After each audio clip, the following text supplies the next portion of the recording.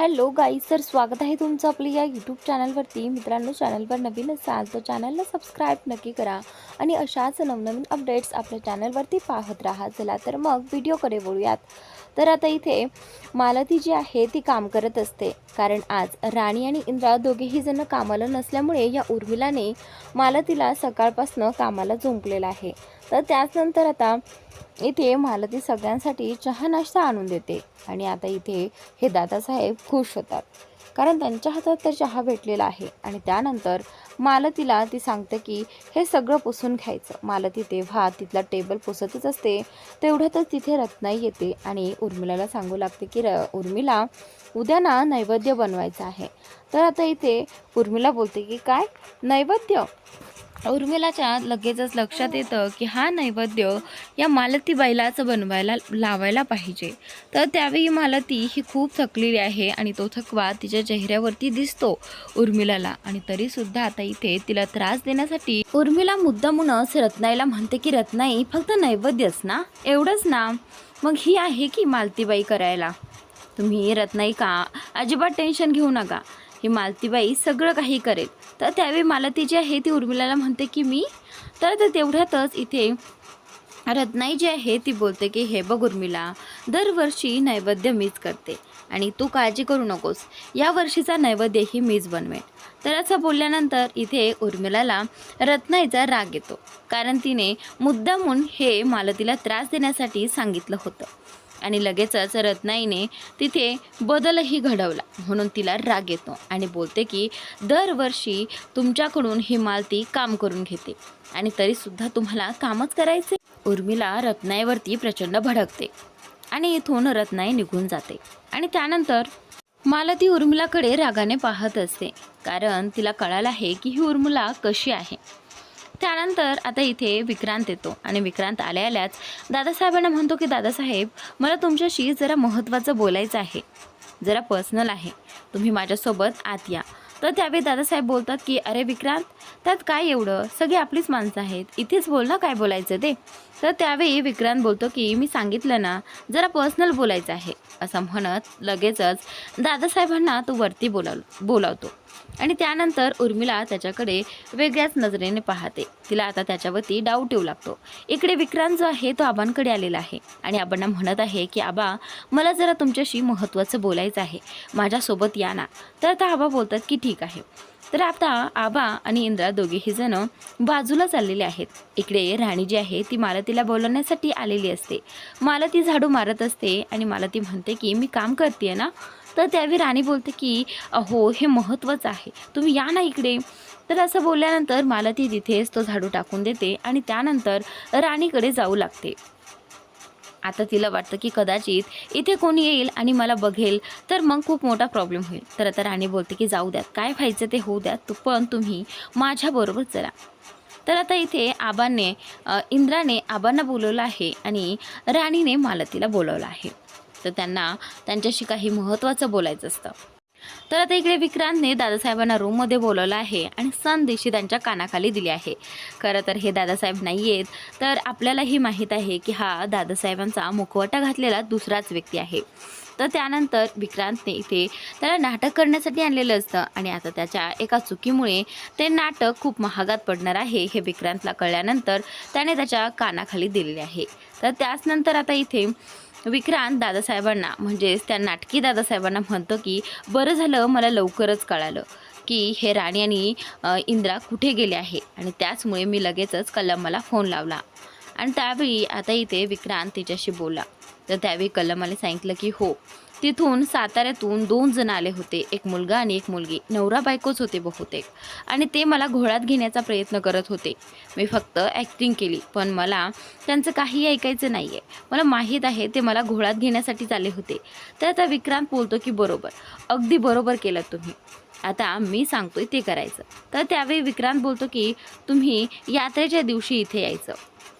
तर आता कल्लम्मा म्हणते की ठीक आहे, तुम्ही जसं म्हणाल तसं मी करेल. तर आता कल्लम्मा खरं तर विक्रांतच्या साईडने असते आणि ती सगळं काही विक्रांतचं ऐकते. ज्यावेळी दादासाहेबांना, म्हणजे त्या नकली दादासाहेबांना तिथे बंगल्यावरती आणलं होतं, त्यावेळी तो या कल्लम्माला भेटला होता आणि तिच्याशी डील करूनच त्याने त्या दादासाहेबांना तिथे आणलं होतं. तर त्यावेळी तो नकली दादासाहेब जो आहे तो बोलतो की विक्रांत सर, तुम्ही तर खूप डेंजर आहात. आज तुमच्यामुळे मी वाचलो, नाही तर माझं काहीच खरं नव्हतं. तर आता इथे विक्रांत बोलतो की यापुढे जास्त शहाणपणा करायचा नाही. मी जे सांगेल फक्त तेच करायचं आणि माझंच ऐकायचं. तर आता विक्रांत इथे त्या नकली दादासाहेबांना प्रचंड धमकावतो आणि त्याला त्याची लायकीही दाखवून देतो. तर आता इथे तो गप्प बसून ऐकून घेत असतो. कारण विक्रांतला वाटत असतं की याच्या एका चुकीमुळे सगळं काही नष्ट झालं असतं. त्याचमुळे तो भडकलेला असतो. तर आता इथे तो दादासाहेब बोलतो की हे इंद्रा आणि राणी पण खूप चालाक निघाले हां. ते तर थेट माझ्या कलमापाशी पोहोचले. तर आता इथे याला चालाक म्हटल्यानंतर विक्रांतला राग येतो. तर त्यावेळी आता तो हात जोडून झोपून विक्रांतची माफी मागू लागतो. विक्रांत त्याला मारण्याचा प्रयत्न करू लागतो आणि हा घाबरतो. तर त्यावेळी तो हात जोडून त्याची माफी मागत असतो आणि विक्रांत म्हणत असतो की जोपर्यंत मी काही सांगत नाही तोपर्यंत काही करायचं नाही. आणि आता तिथे यात्रेमध्ये तुम्ही दोघंही तिथे असणार आहात. तर आता इकडे आबा जे आहे ते इंद्रा आणि राणीला म्हणत असतात की लवकरच त्या भामट्या दादासाहेबाचा चेहरा सगळ्यांसमोर आला पाहिजे. जत्रेमध्ये सगळ्या आपल्या वस्तीतल्या लोकांसमोर आला पाहिजे, जेणेकरून सगळ्यांना कळायला पाहिजे की हा विक्रांत खोट्या दादासाहेबांना घेऊन आलेला आहे. तर आता मला ती म्हणते की पण आपण या सगळ्याची का वाट पाहतो आहेत, द्याना धक्के मारून काढा ना सगळे पुराव्यानिशी त्याला घराबाहेर.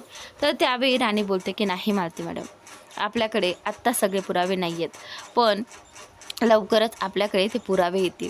तर त्यावेळी इंद्रा बोलतो की हो, पुराव्यानिशी आपल्याला सगळं काही करायचं आहे, जेणेकरून आपल्याला पुढे प्रॉब्लेम येणार नाही. तर राणी बोलते की सगळं काही इथून पुढे आपल्याच हातात असणार आहे.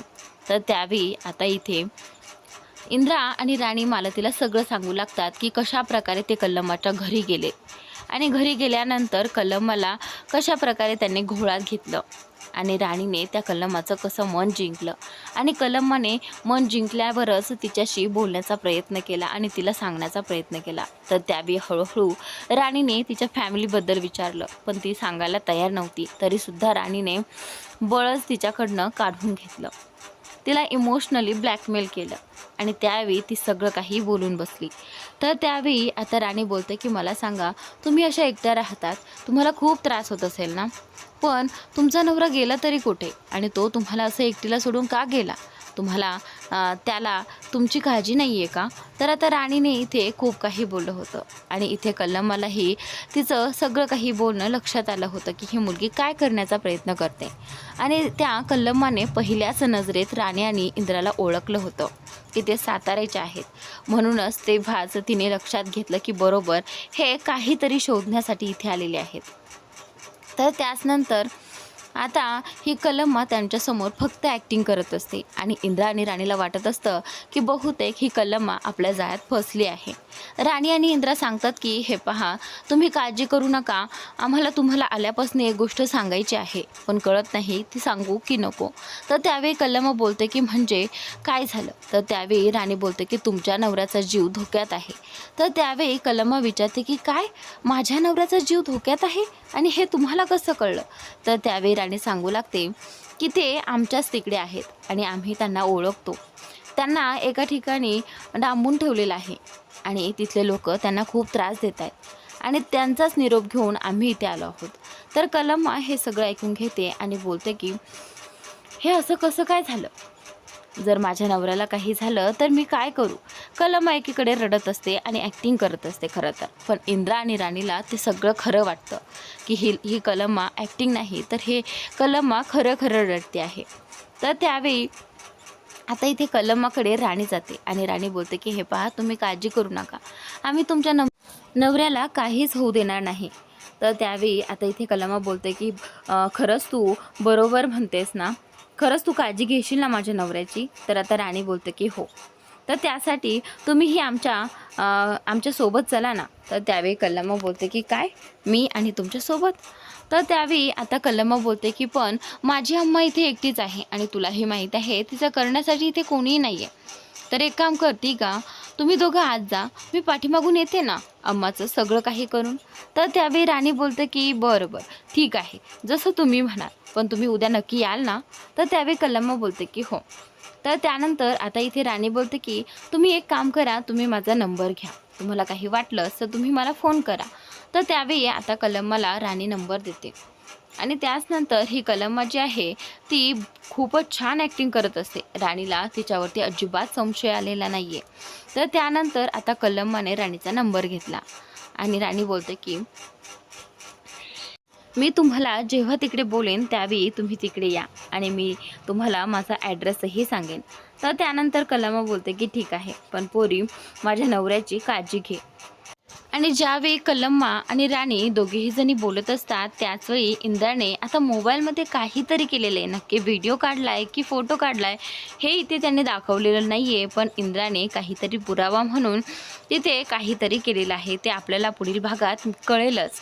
तर त्यानंतर आता इंद्रा आणि राणी बोलतात की ठीक आहे, तर आता तुम्ही या पाठीमागून आता आम्ही निघतो असं म्हणत इंद्रा आणि राणी तिथून निघतात. आणि हे सगळं घडलेलं कलम्माने सगळं काही विक्रांतला सांगितलेलं आहे आणि तो प्रचंड खुश झालेला असतो. त्याला वाटतं की सगळं काही माझ्या मनाप्रमाणे होत आहे आणि खरं तर हे सगळं काही विक्रांतच्याच मनासारखं होत असतं. पण राणी आणि इंद्राला वाटत असतं की कलम्मा त्यांचं ऐकते, पण नाही. इथे कदाचित राणी आणि इंद्राला धोका मिळू शकतो. तर आता पुढे इकडे इंद्रा आणि राणी म्हणत असतात की आता आपल्याला जे काही करायचं आहे ना तेही उद्या यात्रेत सगळ्यांसमोर करायचं आहे. तर आता इंद्रा बोलतो की बरोबर राणी, तू एकदम बरोबर बोलते. सगळ्यांचं, विक्रांतचं आणि त्या इथे दादासाहेबांचं रूप सगळ्यांसमोर आलंच पाहिजे, जेणेकरून त्यांची तोंड आपल्याला बंद करता येतील. विक्रांतचा इंद्राला प्रचंड राग येत होता, कारण त्याने सगळ्यांना खूप त्रास दिला होता. तर आता इकडे मला ती म्हणत असते की जे काही करायचं आहे ते पटकन करा आणि मला सांगा आपलं घर प्रॉपर्टी सगळं काही आपल्याला मिळेल ना हे सगळं झाल्यानंतर. तर त्यावेळी राणी जी आहे ती बोलते की हो, तुम्ही काळजीच करू नका, आपल्याला आपलं घर फॅक्टरी सगळं काही मिळेल. एकदा की यांचा खोटा चेहरा सगळ्यांसमोर आला की सगळं काही आपल्याला मिळू शकतं. यावेळी विक्रांत खूप प्लॅनिंगमध्ये असतो. त्याला कुठलाही प्लॅन फ्लॉप होऊ द्यायचा नसतो. इकडे विक्रांत म्हणत असतो की आता काहीही करा, पण प्लॅन फक्त माझा सक्सेस होणार. कारण त्याने काही गुंडांना इंद्राला मारण्यासाठीही बोलवलेलं असतं. इंद्राचा जीव घेण्यासाठीही तो मागे पुढे पाहणार नाही, कारण त्याने इंद्राची सुपारीच तर दिली आहे. तर आता इकडे राणी इंद्राला आणि मालतीला आणि आबांना सांगत असते की नेहमी सत्याचाच विजय होतो आणि यावेळीही तसंच होणार. देवई नक्कीच आपल्या पाठीशी उभी राहणार. तर तेवढ्यातच असे बोलत असताना कलम्माने तिला फोन केलेला आहे. तर त्यावेळी राणी बोलते की हां बोला ना. तर त्यावेळी आता ती विचारू लागते की पोरी पोहोचलीस का. तर त्यावेळी राणी बोलते की हो हो अगदीच. तर आता त्यावेळी ती बोलते की तुम्ही काळजीच करू नका, आम्ही आत्ताच पोहोचलो आहोत आणि आराम करत आहोत. तर त्यावेळी कलम्मा बोलते की ठीक आहे. तर राणी बोलते की तुम्ही याल ना उद्या, मी सांगेल त्या ठिकाणी. तर आता कलम्मा बोलते की हो, तू फक्त ॲड्रेस सांग. तर त्यावेळी राणी बोलते की तुम्ही एकदा इथे आलात की मला फोन करा, मी तुम्हाला नाव सांगते गावाचं. असं म्हटल्यानंतर आता इथे राणी तिला थोड्या वेळाने गावाचं नाव देखील सांगते आणि त्यानंतर इकडे कलम्मा बोलते की ठीक आहे असं म्हणत आता ती फोन ठेवते. आणि इकडे ही कलम्मा लगेचच ॲक्टिंग करू लागते. काही पैशांसाठी ही कलम्मा फक्त विक्रांतच्या साईडने असते, कारण विक्रांत तिला पैसे देणार असतो ना. तर त्यावेळी आता राणी आणि इंद्रा खुश असतात. त्यांना वाटतं की कदाचित सगळं काही आपल्या मनाप्रमाणे होत आहे. आणि इथे आबाही म्हणतात की आता लवकरच या दोघांचे मुखवटे सगळ्या गावांसमोर येणार. मालतीलाही प्रचंड आनंद झालेला असतो की आता हे दिवस आपले लवकरच निघून जातील आणि या लोकांचा माज आता उतरला जाईल. तर आता इकडे सत्या आणि मंजू येणार असतात, म्हणूनच इंद्रा आणि राणी सत्या आणि मंजूची वाट पाहत असतात. तर त्यावेळी राणी जी आहे ती इंद्राला म्हणते की मला सांगा सर, आपण इथे कशासाठी आलो आहोत आणि इथे असे का थांबलो आहोत. तर त्यावेळी इंद्रा सांगू लागतो की राणी तुला माहिती आहे का या गावचा वाघ कोण आहे. तर त्यावेळी राणी बोलते की वाघ, या गावचा वाघ म्हणजे तुम्ही सत्या सूर्यबद्दल बोलताय का. तर त्यावेळी इथे इंद्रा बोलतो की हो अगदी बरोबर, तुला तर माहीत आहे ग. तर त्यावेळी राणी बोलतं की त्याला कोण नाही ओळखत, त्याला सगळेच ओळखतात, सत्यदादाला आणि मंजूला. तर त्यावेळी इथे इंद्रा बोलतो की तू मंजूला कसं ओळखते. तर आता राणी बोलते की ते तुम्हाला नक्की नंतर सांगेन, ती खूप मोठी स्टोरी आहे. तर त्यानंतर आता इथे इंद्रा आणि राणी दोघेही जण सत्य आणि मंजूची वाट पाहत असतात. तेवढ्यातच सत्य आणि मंजू त्यांच्या गाडीमध्ये येतात आणि आल्यानंतर राणी लगेचच म्हणते की ते बघा आले सत्य आणि मंजू. तर त्यानंतर आता इथे ते दोघेही हसतच आलेले असते. ते दोघंही स्माईल देत त्यांच्याकडे पाहतात आणि त्याच नंतर इथे सत्या गाडी एका साईडला उभी करतो आणि मंजू लगेचच जाऊन इथे राणीला मिठी मारते आणि सत्या लगेचच इंद्राला मिठी मारतो. इंद्रा आणि सत्या लहानपणापासूनचे मित्र असतात, पण शिक्षणामुळे ते दोघेही जण दूर झाले होते आणि आता एका प्रॉब्लेममुळे इंद्राने सत्याला बोलावून घेतलेलं आहे. तर त्याचनंतर आता ते दोघं एकमेकांना विचारतात की कसे आहात वगैरे सगळं काही बोलून होतं आणि सत्य विचारू लागतं की नक्की आता तू आम्हाला कशासाठी बोलावलं आहे, काही प्रॉब्लेम वगैरे झाला आहे का? तर त्यावेळी मंजू ही बोलते की हो राणी, काही झाले का? तर त्यावेळी आता इंद्रा जो आहे तो सत्य आणि मंजूला सांगू लागतो की हो एक प्रॉब्लेम झाला आहे आणि म्हणूनच मला तुझी मदत हवी आहे. तर त्यानंतर सत्या बोलतो की बोल ना. तर त्यावेळी तो सांगू लागतो घडलेला प्रकार. तर आता तो सांगू लागतो की माझ्याच भावाने आमची फॅक्टरी आमचं घर सगळं काही आमच्याकडून फसवून त्याच्या नावी केलं आहे आणि आता तो आम्हाला फक्त त्रास देत आहे. आम्हाला आमच्याच घरामध्ये त्याने नोकर बनवून ठेवला आहे आणि तो नेहमी आम्हाला त्रास देतोय आणि आता लवकरच त्याला धडा शिकवायचा आहे. आम्ही त्यासाठी पुरावे गोळा करत आहोत आणि त्यासाठीच आम्हाला तुझी मदत लागणार आहे. तर आता इथे मंजू बोलते की हे कसले लोक आहेत, जवळचेच लोक आणि पाठीत खंजीर खूप असतात. तर त्यावेळी राणी बोलते की हो त्यांनी आमच्यासोबत हेच केलं आहे आणि आम्हाला आता त्यांना धडा शिकवण्याची वेळ आली आहे. तर आता इथे सत्या आणि मंजूला इंद्रा आणि राणी सगळं काही सांगतात. त्यावेळी सत्या आणि मंजू बोलतात की हो आम्ही हे सगळं तुमची मदत करायला तयार आहोत. आणि मंजू बोलते की आणि जो कुणी कायद्याच्या विरोधात जाईल त्याला शिक्षा देणं तर माझं कर्तव्यच आहे. तर त्यानंतर इकडे हा विक्रांत बोलत असतो की आता फक्त एक दिवस या आबांचा माज मी नाही उतरवला तर तिथून पुढे माझे नाव नाही विक्रांत महाडिक. तर त्यावेळी आता त्याला फक्त या सगळ्यांना गुलाम बनवून ठेवायचं असतं आणि तेही कायमचं. तो बोलतो की फक्त आजचा दिवस, उद्या जे होईल त्यानंतर तुम्ही कायमचेच माझे गुलाम म्हणून राहताल. उद्या या इंद्राचा जीव जाईल असं बोलतो आणि त्यानंतर तुमचे काय हाल होतील हे तुम्हाला सांगताही येणार नाही. तर त्यानंतर इकडे लगेचच विक्रांतने एक फोन केलेला आहे आणि त्या फोनवरती म्हणत असतो की सगळं काही रेडी आहे ना, मी सांगितलं तसंच झालं पाहिजे. तर त्यावेळी समोरचा व्यक्ती बोलतो की हो सगळं काही रेडी आहे, चाकू तलवारी आणि आणखीन खूप काही आणि धार लावण्याचंच काम आमचं चाललेलं आहे, त्यामुळे तुम्ही काळजीच करू नका. तर विक्रांत बोलतो की मी सांगितले तसं झालंच पाहिजे. इथे मालती त्यांना सगळ्यांना म्हणत असते की हो सगळं काही आपल्या मनासारखंच झालं पाहिजे. आत्तापर्यंत यांचं खूप काही ऐकून घेतलं पण आता नाही, आता ह्यांनी लिमिट क्रॉस केली आहे आणि त्याचमुळे लवकरच यांना धडा शिकवलाच पाहिजे. तर आता राणी बोलत असते की हो आणि नेहमीच असंच होतं, नेहमीच सत्याचाच विजय होतो आणि यावेळीही तसंच होईल आणि देवी आई आपली साथ नक्की देईल. राणी आणि इंद्राला खात्री असते की देवी आई त्यांच्याच बाजूने उभी राहील. इकडे विक्रांत आरशात बघून म्हणत असतो कारण त्याला उद्याच्या दिवसाची खूप एक्साइटमेंट लागलेली असते. त्याला पाहायचं असतं इंद्राला मरताना आणि राणीला तडफडताना आणि त्या सगळ्या कुटुंबाला त्रास देताना. तर आता इकडे राणी ही शपथ घेते की काहीही झालं तरी आपलं सगळं काही मिळून आपण गप्प बसायचं आणि इकडे इंद्रा देखील म्हणत असतं की हो आता त्या विक्रांतला कळेल की आपण काय नाही करू शकत, त्याच्या डोळ्यासमोर आपण काय केलंय आणि त्याला कळलंही नाही असं इथे इंद्राला वाटतं. पण इथे विक्रांतला सगळं काही कळालं आहे.